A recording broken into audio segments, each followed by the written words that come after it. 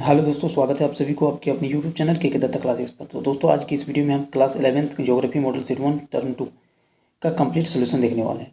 तो सभी विद्यार्थी जो क्लास 11th में है वे सभी वीडियो में अंत तक बने रहिएगा। वीडियो पसंद आए तो लाइक कर दे और चैनल पर नहीं है तो चैनल को सब्सक्राइब करके बेल आइकन की घंटी को बजा दीजिएगा, ताकि कोई भी इंपॉर्टेंट वीडियो पोस्ट करे तो सबसे पहले आपको नोटिफिकेशन मिल जाए। ठीक है, तो चलिए वीडियो स्टार्ट करते हैं। ठीक है, और दोस्तों अपने दोस्तों को भी वीडियो को शेयर जरूर कीजिएगा। तो देखिए, सबसे पहले मैं आप सभी को मालूम होना चाहिए, ठीक है, कि आपका जो टोटल क्वेश्चन पूछा जाएगा दोस्तों इसमें, तो टोटल क्वेश्चन जो आपका पूछा जाएगा दोस्तों इसमें आपका पूछा जाएगा। देखिए, टोटल कुल प्रश्न है आपका 19 है। इसमें जो आपका फुल मार्क्स है दोस्तों 35 है और टाइम 1.5 घंटा है। ठीक है, देख सकते हैं। तो देखिए, इसमें क्या 19 क्वेश्चन में पूरा के पूरा 19 क्वेश्चन पूरा बनाना है, सॉल्व करना है? नहीं, जी हाँ, नहीं दोस्तों, पूरा का पूरा सॉल्व नहीं करना है। तो देखिए दोस्तों, इसमें से आपको सॉल्व क्या करना है, क्वेश्चन नंबर 1 से लेकर 7 तक आपको जो सॉल्व करना है दोस्तों, इसमें से किन्हीं 5 प्रश्नों को उत्तर देना है, जो जिसमें से आपको 1 अंक मिलेंगे। ठीक है, कितने अंक मिलेंगे दोस्तों? 1 अंक। उसके बाद देखिए दोस्तों, क्वेश्चन नंबर 8 से लेकर 14 तक जो आपको सॉल्व करना है, 5 क्वेश्चन का करना है सॉल्व। इसमें से आपको 3 मार्क का 1 क्वेश्चन का मिलेगा। अब देखिए, क्वेश्चन नंबर 15 से लेकर 19 तक जो आपको 5 मार्क्स अंक के हैं, इसमें से आपको 3 प्रश्नों का उत्तर देना है। ठीक है, ये थे 19 क्वेश्चन का उत्तर, मतलब ये कितना आपको सॉल्व करना है। ठीक है, तो अब देखते हैं कि क्वेश्चन किस प्रकार से पूछा गया है। ठीक है, तो चलिए वीडियो पर बने रहिए। तो देखिए दोस्तों, हम पहला क्वेश्चन देखते हैं कि पहला क्वेश्चन दिया गया कि अरब सागर में गिरने वाली 2 नदियों का नाम लिखें। तो दोस्तों, अरब सागर में 2 नदियाँ गिरने वाली 2 नदियाँ हैं, नर्मदा और ताप्ती।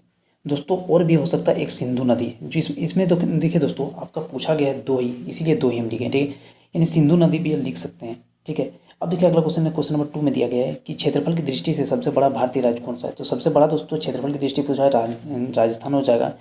अगर दोस्तों इसमें से आपका जनसंख्या का पूछ देता है तो इसमें आपका उत्तर प्रदेश हो जाता है।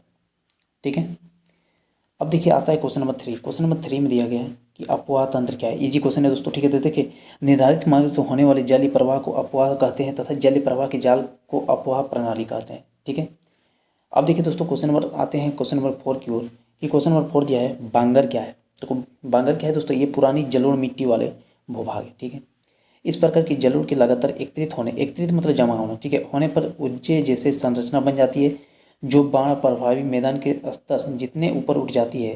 कंकरों के संरक्षण के कारण यह जगह प्राय अनुवर रहती है। खादर नवीनतम और बाढ़ मैदानों का युवा संग्रहण खादर कहलाता है। ठीक है दोस्तों, ये क्वेश्चन नंबर मेरा 4 था। अब देखिए दोस्तों, क्वेश्चन नंबर हम 5 देखते हैं कि क्वेश्चन नंबर 5 में मेरा क्या दिया है। तो देखिए, क्वेश्चन नंबर 5 में दिया कि भारत के अक्षांश एवं देशांतरीय विस्तार लिखें। ठीक है, तो देखिए दोस्तों, भारत के अक्षांश से विस्तार 23 डिग्री 30 सेकंड उत्तरी अक्षांश में है। ठीक है, भारत के उत्तरी अक्षांश में 23 डिग्री 30 सेकंड उत्तरी अक्षांश, और भारत के देशांतरीय विस्तार है दोस्तों 68 डिग्री 7 सेकंड पूर्व देशांतर, और दोस्तों पूर्व देशांतर से 97 डिग्री 25 सेकंड पूर्व देशांतर के मध्य में। ठीक है, अब देखिए दोस्तों, क्वेश्चन नंबर 6 में दिया है सारंगेश्वर सागर क्या है। तो देखिए दोस्तों, इसका जो सही शॉर्ट आंसर दिया गया है, इस क्वेश्चन को आप देख लीजिएगा। ठीक है, रीड कर लीजिएगा। ठीक है, और देखिए दोस्तों, आप पूरा चैप्टर का नोट्स बना दीजिए, पूरा मॉडल सेट का। ठीक है, और आप क्या कीजिए कि नोट्स बनाने के बाद आप पढ़िए। ठीक है, तो देखिए अब डायरेक्ट हम आते हैं क्वेश्चन नंबर 7 की ओर। ठीक है, तो क्वेश्चन नंबर 7 में देखिए दिया गया है कि जल संभर से आप क्या समझते हैं, यही क्वेश्चन है। तो दोस्तों, जल संभर या द्रोणी जिसको बोलते हैं, उस भौगोलिक क्षेत्र को कहते हैं जहां वर्षा अथवा पिघलती बर्फ का पानी नदियों, नहरों और नालों से बहकर एक ही स्थान पर एकत्रित हो जाता है। मतलब देखिए, कहीं भी पानी जो बहता है, ठीक है, एक जगह पर इकट्ठा हो जाता है, फिर या फिर पिघलती बर्फ हो या फिर पानी नदियाँ, नहरों, नालों से बहकर एक ही स्थान पर एकत्रित मतलब जमा हो जाती है। उस स्थान पर या तो एक भी बड़ी नदी से में पानी जल संभर क्षेत्र से निकास करके आगे बढ़ जाता है, या फिर किसी सरोवर, सागर, महासागर या दलदली इलाके में जाके मिल जाता है। ठीक है, अब देखिए दोस्तों, क्वेश्चन नंबर 8 में दिया गया है पृथ्वी को नीला ग्रह क्यों कहते हैं। ये भी तो छोटे क्वेश्चन है, लेकिन फिर भी दोस्तों पढ़िए देते हैं इसको। ठीक है, पृथ्वी की 2 तिहाई का मतलब होता है 2/3। ठीक है, सतह पानी से ढकी हुई है, इसीलिए इसे नीला ग्रह कहते हैं। ठीक है, अंतरिक्ष से देखने पर पृथ्वी नीले रंग की ही दिखाई पड़ती है। ठीक है, एग्जाम में अगर आपका पूछ सकता है दोस्तों कि पृथ्वी की जो सतह है पानी कितना डिग्री पर कितनी तिहाई पर मतलब ढकी हुई है, ठीक है। तो आप बता दीजिएगा कि कितना डिग्री, कितना तिहाई पर, 2/3, ठीक है। अब देखिए दोस्तों क्वेश्चन नंबर 9 में दिया है कि पारिस्थितिक से आप क्या समझते हैं। तो दोस्तों पारिस्थितिक अंग्रेजी इकोलॉजी, ठीक है, अंग्रेजी में इकोलॉजी जीव विज्ञान व भूगोल की एक शाखा है जिसे जीव समुदायों का उसके वातावरण के साथ पारस्परिक संबंधों का अध्ययन करते हैं। प्रत्येक जंतु या वनस्पति एक निश्चित वातावरण में रहता है, ठीक है। अब देखिए दोस्तों अगला क्वेश्चन है क्वेश्चन नंबर 10। क्वेश्चन नंबर 10 में दिया है कि जैव मंडल से आप क्या समझते हैं। तो जैव मंडल दोस्तों पृथ्वी के चारों ओर व्याप्त, ठीक है, कितनी किमी मिट्टी, वायु, जल, स्थल, मृदा तथा सेल युक्त एक जीवनदायी परत होती है जिसके अंतर्गत पादपों एवं जंतुओं का जीवन संभव होता है। सामान्यतः जैव मंडल में पृथ्वी के हर उस अंग का समावेश है जहाँ जीवन पनपता है। दोस्तों 20 किलोमीटर है, ठीक है, इस झूठ बोलने बोलिए 20 किलोमीटर है।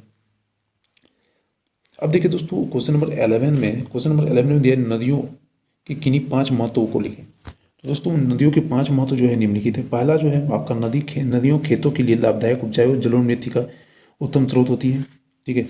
अब दूसरा पॉइंट में है कि नदियों न केवल जल प्रदान करती है बल्कि घरेलू एवं औद्योगिक गंदे व अवशिष्ट पानी को अपने साथ बहाकर ले जाती है, ठीक है।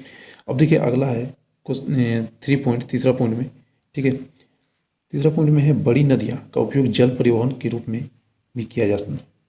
नदियों के चौथा पॉइंट में नदियों के मत्स्य पालन से मछली के रूप में खाद्य पदार्थ भी प्राप्त होती है।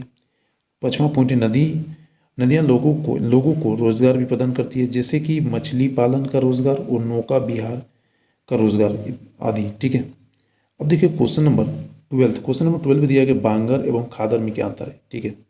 तो दोस्तों बांगर एवं खादर में अंतर है कि ये पुराने जल और मिट्टी वाले, ठीक है, बांगर में, ठीक है, ये पुराने जल और मिट्टी वाले भूभाग है। इस प्रक्रिया की जल और मिट्टी के लगातार एकत्रित होने पर छज्जे जैसे संरचना बन जाती है जो बाढ़ प्रभावी मैदान के स्तर जितनी ऊपर उठ जाती है।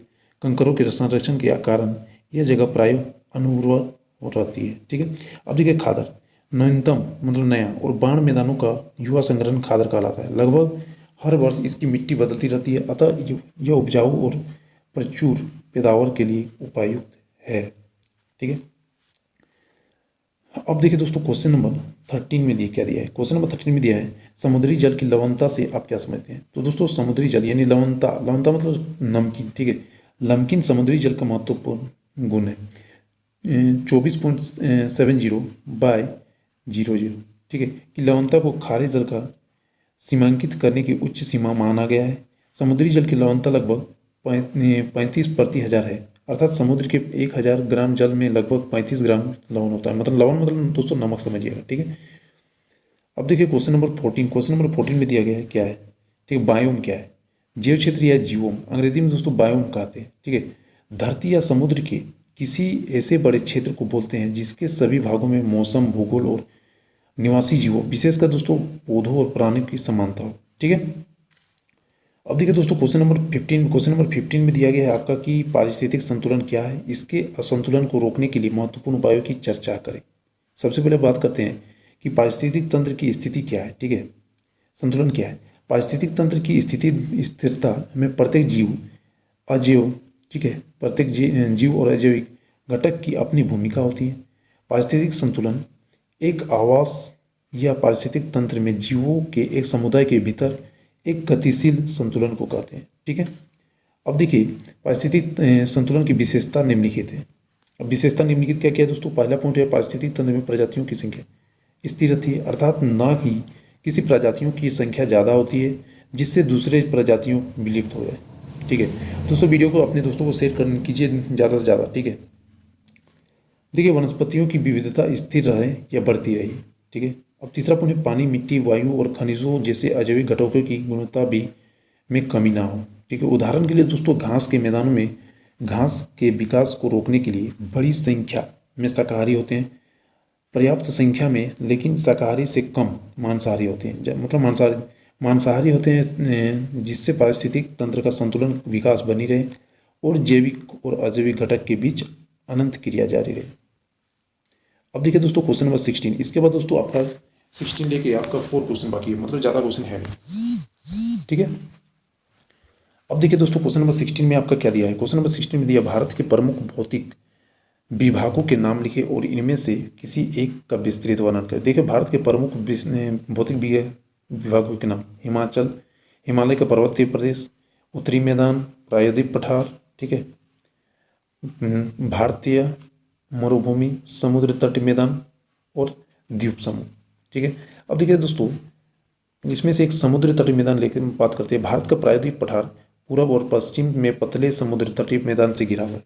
पश्चिम तटीय मैदान एक पतली पट्टी है जो अरब सागर के साथ साथ फैला हुआ है तथा इसके पूरब में पूर्वी घाट अवस्थित है। इस पश्चिमी तटीय मैदान का उत्तरी भाग कोंकण, मुंबई से गोवा, ठीक है, मतलब मुंबई में से गोवा कहलाता है, ठीक है।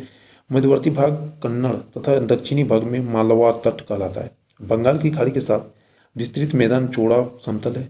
उत्तरी भाग में इसे उत्तरी सरकार कहा जाता है, जबकि दक्षिण भाग को कोरमंडल तट के नाम से जाना जाता है, ठीक है। अब देखते हो दोस्तों क्वेश्चन नंबर 17। क्वेश्चन नंबर 17 में आपका क्या दिया गया है कि क्वेश्चन नंबर 17 में दिया गया है मृदा अपरदन क्या है, इसके रोकथाम की उपाय बताइए। ये तो दोस्तों एकदम बहुत से बहुत ईजी क्वेश्चन। आप इस क्वेश्चन का आंसर शायद 9 क्लास में भी पढ़े होंगे, 9, 8, 9, 10 इसमें पढ़े होंगे, ठीक है। दोस्तों देखिए मृदा अपरदन का मतलब दोस्तों कटाव। मृदा भूमि की ऊपरी सतह है, पानी या हवा के कारण एक जगह से दूसरी जगह चली जाती है, जिसे मृदा अपरदन या मिट्टी का कटाव कहते हैं, ठीक है। अब दोस्तों देखिए इसको आप किस प्रकार से रोक सकते हैं, आप किस प्रकार से रोक सकते हैं। देखिए दोस्तों कृषि यानी सीढ़ीनुमा जिसको सोपानी बोलते हैं कृषि में, या फिर दोस्तों घास की पट्टियाँ, या फिर वृक्षारोपण, या फिर पेड़ों की रक्षा की मतलब पेड़ को जो बांध बनाना कर, अति पशुचारण पर नियंत्रण, ठीक है। अब दोस्तों देखिए क्वेश्चन नंबर 18। क्वेश्चन नंबर 18 में क्या दिया है आपका। क्वेश्चन नंबर 18 में दिया गया उत्तर भारतीय नदियों की महत्वपूर्ण विशेषता क्या है, वे प्रायद्वीप नदियों से किस प्रकार से भिन्न है, ठीक है, यही क्वेश्चन है। तो दोस्तों पहला पॉइंट आंसर इसका है, जो क्वेश्चन आपका बोला है उत्तरी भारतीय नदियों की महत्वपूर्ण विशेषता क्या है, तो विशेषता सबसे पहले जानते हैं कि निम्नलिखित इसका विशेषता है, ठीक है। उत्तरी भारत की अधिकांश नदियाँ हिमालय पर्वत से ही निकलती है। यह नदियाँ बर्फीले पर्वतों से निकलने के कारण वर्ष भर बहती है। कई नदियाँ हिमालय पर्वत से भी पुरानी हैं। पर्वतीय भागों में अनेक रंग गहरी घाटियाँ बनाती हैं, परंतु मैदानी भाग में निक्षेप का कार्य अधिक करती है। इन नदियों द्वारा निक्षेप से ही विशाल मैदान का निर्माण हुआ है।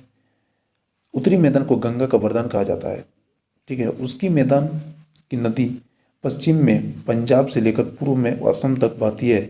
इसकी मुख्य नदियाँ सिंधु, गंगा तथा ब्रह्मपुत्र है, ठीक है। उत्तर भारतीय की नदियाँ प्रायद्वीप नदियों से निम्न प्रकार से भिन्न है। उत्तरी भारत की नदियाँ अधिक लंबी, जबकि प्रायद्वीप की नदियाँ इतनी अधिक लंबी नहीं है। उत्तरी भारत की नदियाँ की संख्या अधिक है, पर प्रायद्वीप की नदियाँ की संख्या कम है, ठीक है। उत्तर भारत की नदियाँ के बेसिन काफ़ी बड़े हैं तथा अपवहन क्षेत्र बहुत बड़े हैं, पर प्रायद्वीप की नदियाँ के बेसिन तथा अपवहन क्षेत्र छोटे हैं, ठीक है।